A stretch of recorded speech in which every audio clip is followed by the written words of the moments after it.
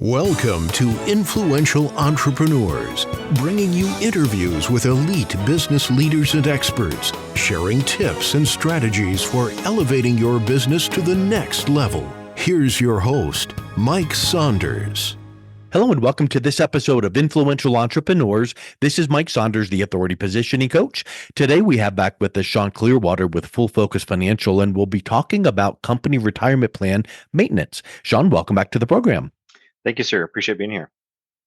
Hey, so when I hear the word maintenance, I think, it's not set it and forget it. You can't check the box and say, we have one, we set it up. You actually should maintain things. And that's indicative of many areas in our life, financially, personally, professionally, and all of that. So let's jump right into what type of maintenance are you recommending for a company retirement plan? Great question. This is something that most don't really look at. They don't think that they need to. They don't realize that there's a lot of value in doing it. And so I think that what needs to happen is this country needs to have a company that specifies their specialty in reviewing financial plans as well as company and employer sponsored plans like 401ks. You got to have that outside third party opinion of where it's at and where it could be, just to kind of do that health check, just like you're making reference to. And it's almost like it reminds me of a company that spends 6 months updating and maintaining their marketing plan, their business plan, and then they never review it again. Well, then It's not done anyone any good. So How can you tell if a company's retirement plan is being properly maintained? Great question. So there's a unique opportunity with retirement plans. They kind of sit by themselves as a separate entity. They have their own tax identification numbers. They have their own tax filing requirements. And so because of that, a lot of this information is actually public information. So there's a database, a government database that anybody can look up that allows you to review these annual tax forms that these retirement plans have to file. It's called a 5500 form.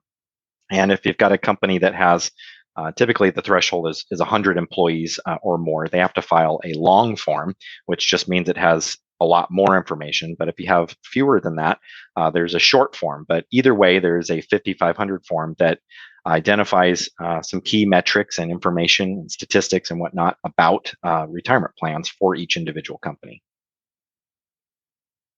So that's kind of like the laser focus right there. How often should you be reviewing and updating this? Because, you think about once you do it, once a year here and there, then can it go to once every 10 years? But that there's going to be a frequency that's going to be recommended, Agreed. right? Yeah, there's a number of different governmental agencies. There's one you may have heard reference to. It's called ERISA. It's a big, long acronym, but ERISA requirements and recommendations go in tandem with some of the Department of Labor recommendations. And they say that there's a fiduciary responsibility to make sure that you would do a review on your retirement plan, at least on an annual basis. And what most employers and plan sponsors assume is that they've got someone else that's helping manage that. They assume that either the financial advisor that's attached to the plan is doing it, or the accountant that's doing the audit is doing it. But at the end of the day, it's whoever signs that form, which is typically the plan sponsor who's the owner or head of HR or CFO perhaps, that's signing that form has the ultimate responsibility. And more often than not, we're seeing that these plans are not outsourcing this type of activity. They're trying to do it in-house. And so they're signing personally on that form and taking that responsibility of doing it. And they're just not. They don't realize that they are supposed to be, and they don't know what they're supposed to do. And so then it doesn't get done. And it reminds me when you were describing that of I've seen several of my clients that have an annual audit done, but they bring in they do an internal audit before the actual external auditor comes in. So they know the hotspots to look for, and then the internal audit brings up some things to polish up and check. And then when the audit happens, it puts them in the best position there. Is that something that can be done where if you feel like you want to have your finger on the pulse, maybe you can do a review internally, but then you bring in that external third party as well? Yeah, it brings up an interesting point. I was going to share that what I've seen is small companies to large companies, the same problem exists. And when I say large, I mean gigantic, like large technology companies like Intel Corporation, where they've got 100,000 plus employees, billions of dollars in their plan. They have dedicated boards of financial people that are reviewing these plans, and I see some of the same problems in those plans that I see in mom and pop shop retirement plans. Mm. And so, when you ask that question, I think that there's, again, these assumptions that there's maintenance and competitive analysis that's being done, but some of the most basic things are being missed. And Yeah. I'm yet to get a real clear answer from anybody on why some of these things are missed or why they perform so poorly. But the truth remains that there's a lot of improvement that can be made out there with an outside firm taking a look with just some basic tools and metrics, pointing out opportunities for improvement. And you feel like that should be done annually, right? Just moving forward, just Yeah, every year, this should be done annually. the plans that we personally work on are done on a quarterly basis, but Okay. the Department of Labor and ERISA recommend that it at least be done on an annual basis. If the company can't show that they've done some type of maintenance work, at least on an annual basis, they're violating some of the basic fiduciary responsibilities. Mm. Doesn't mean that doesn't happen a lot, but it is still a requirement out there. So minimum annually could be in some cases quarterly, but maybe in the middle, every 6 months could be something where you're just making sure that all the indicators are pointing in the right direction. Yeah, I would agree. It can be as simple as the thinking of a health check. If you had a problem, Yeah. maybe you work on it and you check in on it more often until you ensure that it's in line and Yeah. performing properly. And so once you get it where it should be, maybe the annual is enough. But if there are changes within the company, whether it's um, employment wise or whatnot, there might be other reasons that could instigate a need for a new maintenance check. Yeah. So when you're doing this, whether it at whatever frequency, when you're coming in, what Mhm. are some of those critical areas you're looking at to kind of make sure and where they're lining up or not? Good question. So the key areas of focus are on participation. How many employees do they have versus how many are participating in the plan? The higher that is, the better. It's typically an indication of how good of a plan it is. The more participation, the better. And then administrative fee wise, I'm able to see how much is being charged. And so I'm looking at a comparison between how the fees are rating for that particular company in comparison to benchmark of other companies that are similarly sized. And then I'm also looking for rate of return comparisons. So how did their plan perform growth wise? And sometimes it's the other direction if you've got a recession or poor performance in the market. It's how bad did it go? Was it as bad Yeah. as others or worse? And so we're ranking them and giving them kind of a grade in each of these categories. How are they doing fee wise? How are they doing participation wise? And how are they doing performance rate of return wise? When you mentioned participation, it made me wonder, what if the participation level is not where it could be? Is there a component that you would recommend that the employer start an education process to help employees recognize the benefits of the retirement plan and having them learn a little bit more about it to increase that participation? For sure. This can be done in a number of different ways. A lot of the other employers that we work with like to do simple surveys to kind of get a feel for what their employees want.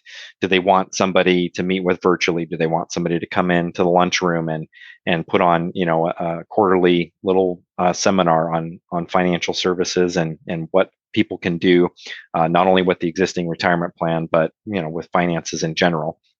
And sometimes it's just an opportunity to have a human face to talk to. And so, a phone number that goes to a human and not just an 800 number that goes to a call center. So when Yeah. you can give, these participants and these employees a real solid point of contact, somebody that they can develop a relationship with in both directions, you can really figure out what their needs are, and you can make a big difference in their life on a personal financial level, and that can lead to better performance in the workplace too. When you're able to help people feel more comfortable about their future, it can lead to a lot better productivity across the board. In a little while ago, or in another conversation, you had mentioned about having pages and pages and pages of options, and that can confuse people. Mhm. Is one of the aspects, would this skew the numbers? What if there are a certain number of employees that are no longer with the company, so they're not Mm. participating, but yet are they still on the rolls, and that could cause some of the participation numbers to be skewed? And how do you make sure that that's being taken care of?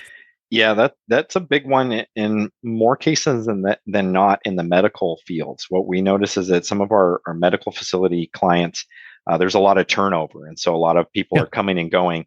And so I've seen cases where half of the participants don't work there anymore, and we're talking on the orders of hundreds sometimes. So the yeah, problem that presents, most people don't realize that even would be a problem. So it's again an educational opportunity to share with them what the risk is in not doing something about it and having a strategy or a plan in place to reduce or eliminate that as a risk. So the risk is that you've got people that don't work there anymore that have assets on your retirement plan as an employer, as a business owner. The issue there is that you don't have the ability to keep regular tabs on them. You don't know what their current phone number is. You don't know if they've moved one, two, three, or four times. You don't know if they're even alive in some cases. That can yeah. be a really, really tricky thing as people age, and depending on the industry, that's a bigger area of concern than others. But the problem is not having the ability to stay in touch with them. So they have a fiduciary responsibility to keep Sure. statements going out, to keep communication about changes in the plan. You have to make sure that those are being received by the participants. And when they're not current employees, you don't have their current contact information, and that can become a really glaring problem and actually a legal issue down the road for the plan sponsor. So having something in place that ensures that people that separate from service also pull their retirement assets out is really key. Yeah, and that's just, keeping things cleaned up and precise. And there's Sure. always going to be the stragglers, but like in your example there, if it's dozens or hundreds, then that really could throw a wrench in the work. So that you're going to discover that in Mhm. your quarterly, semi-annual, or annual review. I think that's a big piece to take away. Yeah, and it's not something that's given a whole lot of attention to. It's usually just a Yeah, line on the form that says, how many people don't work here anymore, and nobody realizes that number should be zero. the And implication of that. yeah, there's no obvious indication that anything other than zero is something that should be worked on and to bring it down to Yeah, zero. And so yeah. that's one of the services that we provide is an opportunity to help come in and eliminate that risk off of the table for these employers. We mentioned the frequency of maintaining and reviewing. If that is dialed in, and you're making sure that you're reviewing the plan every year or more, what are some of the consequences if it's not being managed properly? Because there's a difference between, yeah, we did a review, but like you just said about the number of employees no longer there, you might not have picked up on that. So that's not properly managing it. What are some of the things that happen if a retirement plan is not properly managed?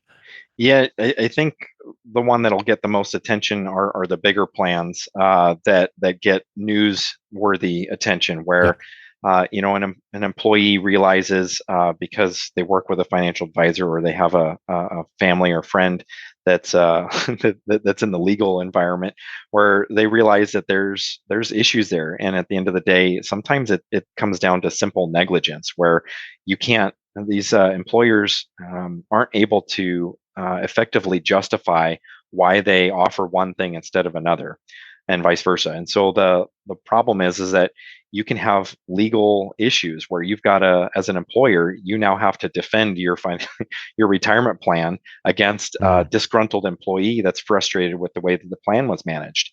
yeah. And so what we can do is be very proactive at making sure that there's no reason for anybody to complain.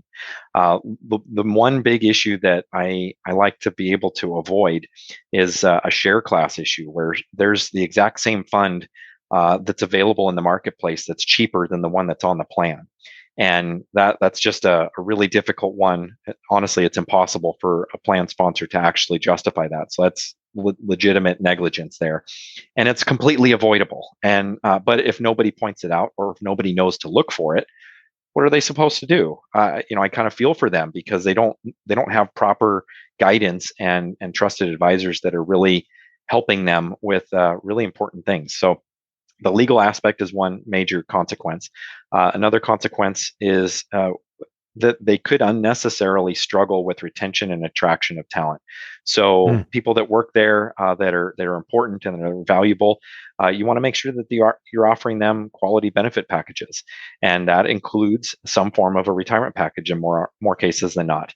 And so if you don't have a good one, or if you don't have a above average at least benefit plan that includes quality retirement plans, that's just another reason for somebody to consider leaving. Is if there's a competitive offer with a company that has a better retirement plan, you don't want to lose quality talent because of that. And if you're trying to attract talent, the same principles apply there. So that's two key things. The third one I think would be just the general day-to-day frustrations that HR teams can find themselves spending a lot of time doing day-to-day management with these retirement plans. The more employees a company might have, the more scenarios of hardship withdrawals, loans, and struggles with what to put their money in, or how to take it out, and things of that nature. Those are all HR burdens that they don't have to take on, but they commonly do. And so all of this stuff can be outsourced. The legal responsibility, the fiduciary responsibility, the day-to-day management of the plan, all of these things do not have to be done by the plan sponsor or a member of the HR team. All that stuff can all be done by outside professional firms, and should be, and is even encouraged to be done that way by the Department of Labor. And also one thought, and we'll kind of wrap up with this point, because I think this one is like one of those, you don't really think of it much, but if you dig in really, really deep, it's like a nice aha light bulb moment, which is you talk about some of these flaws and issues, the toxic issues that could be in these company retirement plans that you're unearthing and fixing. Well, it could actually cause some of the employees to not be able to retire in the time frame that they Mm, want, which yeah. for a large company, the problem is they are said, well, you don't treat us like humans, you treat us like numbers. But Hmm. for most of the time, many cases, the owners and the management team, they do care about the people, and if they hear that this is an issue, they care that, oh, you weren't able to retire at this age, and you now had to work this many years, all because maybe the retirement plan could have been just polished up a little bit. Talk a little bit about that kind of like intangible aspect. That's a great point. And one of the things that needs to be realized is that a lot of times the owners and the executives, they have a vested interest because they're key participants in the plan as well. A lot of their wealth is developed within the retirement plan, so they should, if they don't already, they should have a vested interest in it performing as good as it possibly can. And yeah, if you've got a big quality company that's been around a long time and plans on being around a long time, you want to have a quality talent and employees that stay there a long time, and you want them to have something to look forward to. You want them to be able to retire at some point in the future, and you want that to be something that they look forward to. And one of the key issues with the way that these plans are managed in the country is that they don't know what they don't know, and they don't know that they have Yeah. options. And so the concern is that a lot of the fees and a lot of the money it's kind of slowly siphoned off. It's like it's just like a slow leak in a tire that they don't know that they have. So being made aware of it and patching it, fixing it, it just allows so much better improvement. But that's hard to put a number to, and it's hard to make somebody realize how big of a difference that can make. But if you look closely at it and you realize how that change can affect an employee that's going to be there for another 5, 10, 20 years, it's really significant. So just helping people be aware of the improvement that they can make with minimal effort is really a satisfying action on my part to be able to make business owners and whatnot aware of the opportunity that I'm presenting them with. Excellent. Well, Shaun, if someone is interested in learning more about this and reaching out and connecting with you, what is the best way that they can do that? I'd encourage them to go to our website, fullfocusfinancial.com, and read more about some of these topics that we just finished discussing here. And hit the contact us button. We'll make sure we take great care of you. Excellent. Well, Shaun, thank you so much for coming back on today. It's been a real pleasure talking with you. You bet. Thank you, Mike. You've been listening to Influential Entrepreneurs with Mike Saunders. To learn more about the resources mentioned on today's show or listen to past episodes, visit www.influentialentrepreneursradio.com.